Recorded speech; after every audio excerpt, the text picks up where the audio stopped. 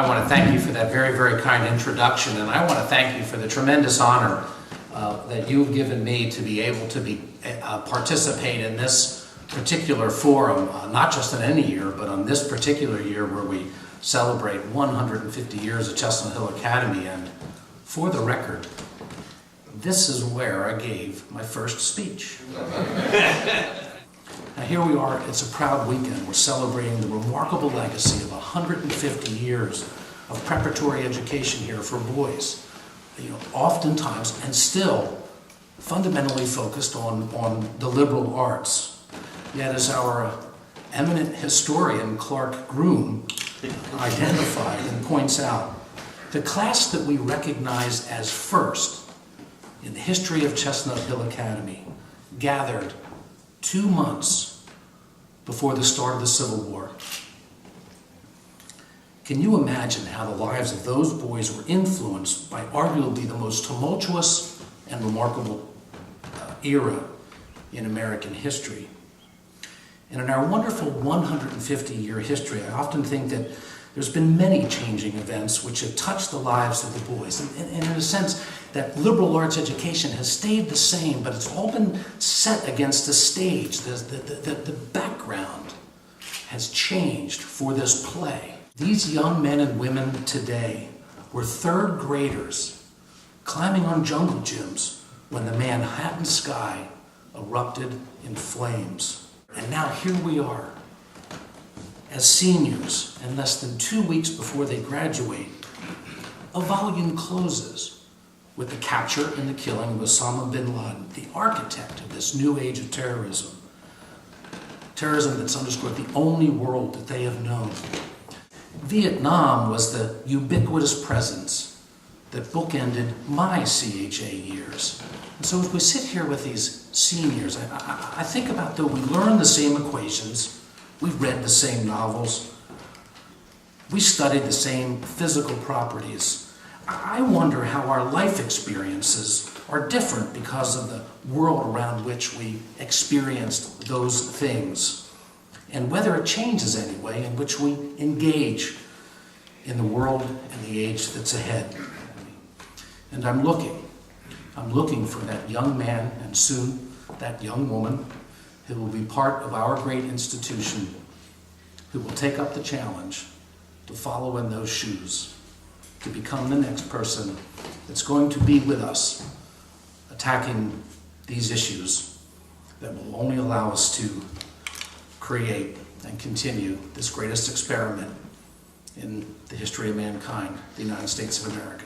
So I look forward to being grilled by these brilliant young kids. Thank you. Congressman, this past Tuesday, May 3rd, you chaired a hearing on the terrorist threat emanating from Pakistan. This hearing, which was scheduled long before the killing of Osama bin Laden, allowed you to ask the witnesses tough questions on Pakistan's role in hiding bin Laden. How much do you think the Pakistani government knew, and how will you move forward in investigating this matter? Also, how do you believe that the war on terror has changed as a result of Osama bin Laden's death?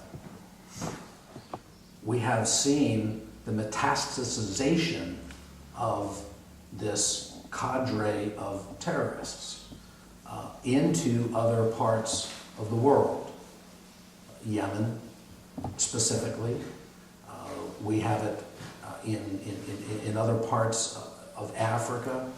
And one of the real challenges is that bin Laden will likely be replaced, and in some ways may be replaced with people who have the same objectives but will use different means. I will only say sort of bin Laden, even to his final days, continued to think of the carrying out of acts of terrorism as needing to be grand.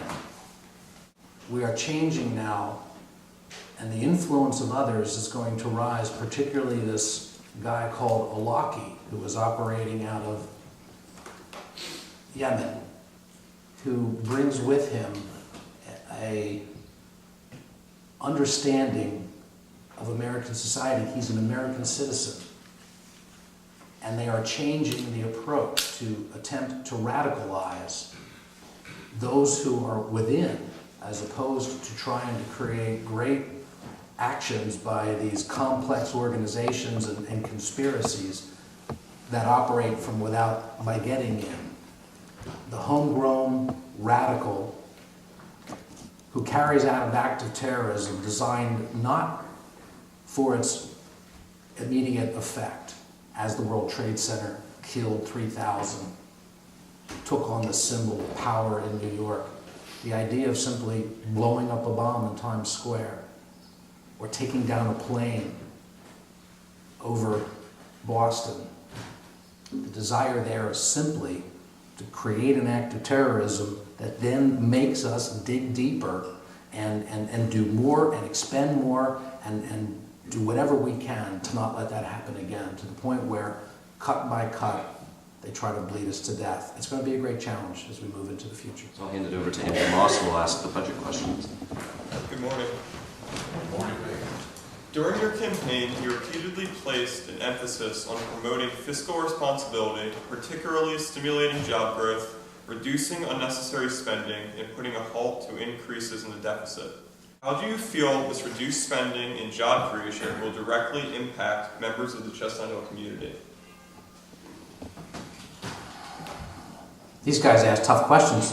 What's often missed in discussions right now about, well, we'll just raise the taxes, is that the greatest opportunity for job growth is not in those big corporations. Real jobs are often created by small business and startups that grow into something big. Many small businesses, in fact, a large percentage of them are subchapter S, or they pay taxes at a personal rate. They are the job creators, and the extent to which we increase the taxes on these marginal businesses has a significant impact on their ability to invest in their own business. That is the 1 and 2 jobs that are added to a small business, which collectively over the course of a year can turn the unemployment rate into a trajectory which moves in the right direction. So policies that sound promising on paper have real impacts. Ultimately, the objective is to unleash the point that I talked about before, which is ingenuity and investment and risk, but risk in which people understand what the rules are. They're not afraid to take risk. They just can't see the rules changing once they make the commitment. And that's what I fear, where we continue to talk about fluctuating tax policies that will serve as a disincentive for investment. We're going to start with Callie, who will ask the questions about Middle Eastern policy.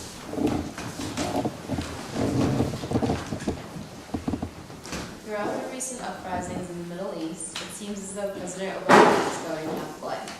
While he is supporting the rebels, he is not supplying them with arms and is not authorizing as many airstrikes as they have requested. How would you handle the situation in Libya differently? That's a very good question. Libya is a tremendous challenge. Libya is just one aspect, of course, of a region in which we have a lot committed and a lot at stake. And I think the policy is probably going to be to try to sustain this kind of a standoff until such time as he's toppled from within. But it's a place in which militarily you're not going to be able to significantly reverse what's going on. The air power alone was never going to be sufficient to change the dynamic. It was too late when it was introduced to change the dynamic, and I see no willingness on the part of anybody to put boots on the ground in Libya. Our next discussion topic is Homeland Security. And in your opinion, are certain tools such as full-body scanners used in airports really effective in increasing domestic security. And in terms of that, how do you weigh an individual citizen's right to privacy with the need to protect the general public? That is a great question, and it is the stuff of what goes on every day with this balance that we, as a nation, try to strike, where there is the concern on the one hand of what can happen to us with an act of terrorism, and the concern on the other hand of what it means to surrender more and more of our civil liberties. So you ask about airport screeners, and I begin to have a concern about when we've reached a tipping point there, and I believe that this is one of the things that's starting to happen. But at the same time, you know, we saw Abdul Muttalib put explosives, you know, inside his body. We'll go back this week and vote on the Patriot Act. That's an example of this same kind of a challenge. I do think that there's a lot of thought put to it, and for the most part, we've been close to getting it right as a society, but it will be something that we deal with every day in terms of finding the right balance. What are some of the new energy sources that you believe need to be developed, and how can we grow this very young industry without increased federal aid?